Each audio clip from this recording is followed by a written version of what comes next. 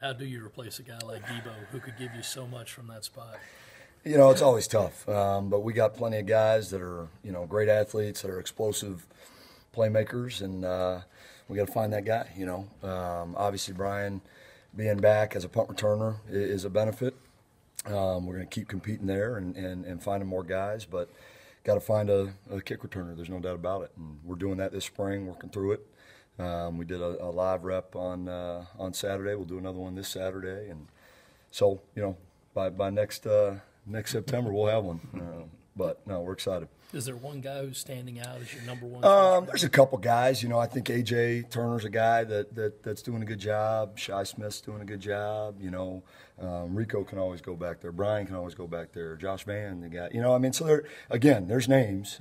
We got to find the guy who will hit it, and who can be a difference maker for us.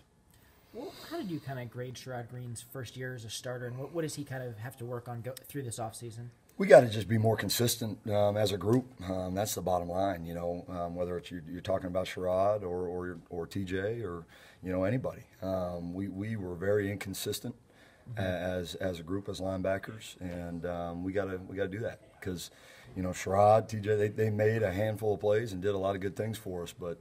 At the end of the day, we were not consistent enough in playing both the run and the pass, and we got to do that, and that's been our challenge, my challenge to them, and our challenge for our group to the room and to the team. We've been talking about that every day.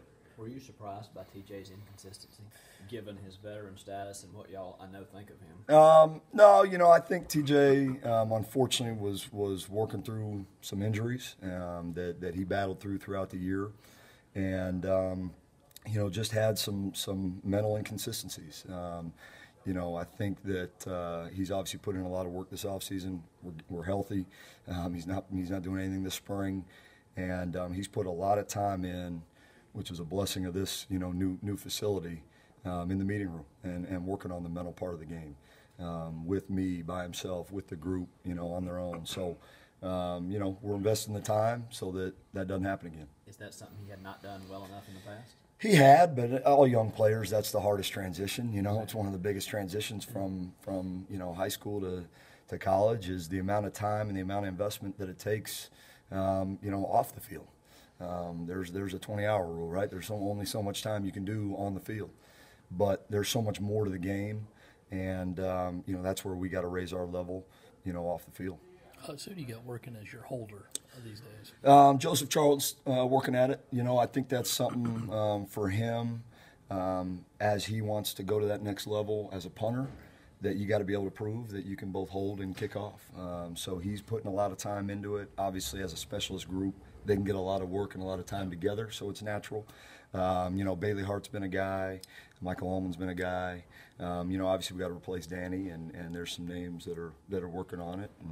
But Joe's been rolling with the ones, and Parker's getting real comfortable with him, which is great. And same thing with long snapper. Is it Bunch, I think? Yeah, Colin Bunch is a kid we dug out of the recruiting office. No, but he's done a good job. His dad actually snapped here at Carolina, and he's a kid from up Pendleton. He's done a good job. We're still working through bringing in some more guys for the fall. So. Have offenses in the game gotten so complex that you just can't ask a guy like the Carrion Joyner to be a holder in his spare time?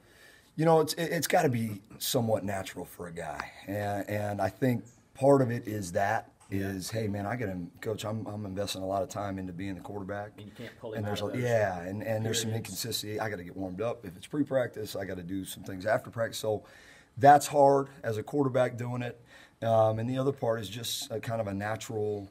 He never did it in high school. He's never done it. And so there's a comfort level. At the end of the day, it starts with Parker and who Parker feels the best with. And so we've had some conversations about a lot of different guys. Jay Urich would fit that mold. Yeah, exactly. Exactly. And we're still kind of working through that. But in terms of time spent, time invested, right now Joe's the main guy. What has Derek Boykins shown you this spring? He's done a good job, man. He's a physical, downhill, heavy-handed kid who can do a lot of different things. He's a kid he played running back in high school. He played tight end. He did a lot. Wildcat quarterback, all that kind of stuff. So he's a physical guy.